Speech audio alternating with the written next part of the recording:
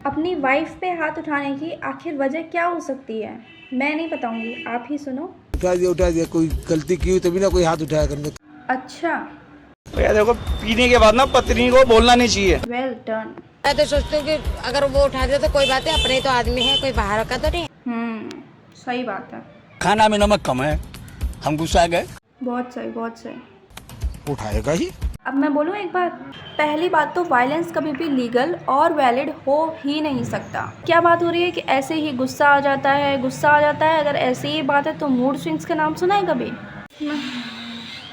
उसमें अभी एक आंटी बोल रही थी कि उठा दिया तो उठा दिया, कोई बात नहीं, अपने लोगों को तो समझना चाहिए। तो बहुत ज़्यादा दूर नहीं है वो दिन जब ये वाला स्टेटमेंट ना उल्टा मैन बोलेंगे, उठा दिया तो उठा दिया, कोई बात नहीं, अपनी तो बीवियाँ हैं, हमको तो समझना चाहिए। और क्या कह रहे हैं इसमें एक अंकल कि खाने में नमक कम है इसलिए गुस्सा आ गया। नमक तो ऊपर से डल भी सकता है, पर आप में जो बुद्धि कम है उसको वो सहन कर रही हैं, उसका क्या, वो तो ऐड भी नहीं हो सकती। ज़्यादा स्ट्रेंज मोमेंट मुझे लगा जब व्यूमेन को सपोर्ट नहीं कर रही, वो भी कह रही है इट्स ओके। अब व्यूमेन को सपोर्ट नहीं कर रही तो हम कौन सी डायरेक्शन में जा रहे हैं, हमको पता होना चाहिए। और जब तक आप खड़े नहीं होंगे अपने लिए, अपनी डॉटर के लिए, अपनी डॉटर इन लॉ के लिए, तब तक ऐसा कभी नहीं होने वाला, ठीक है।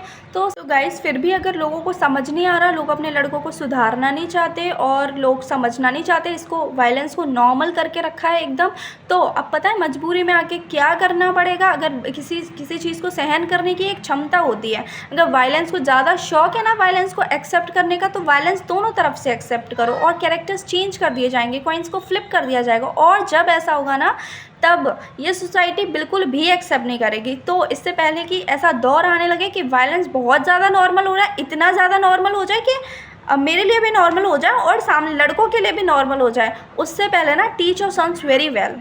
आई think it's very enough to understand.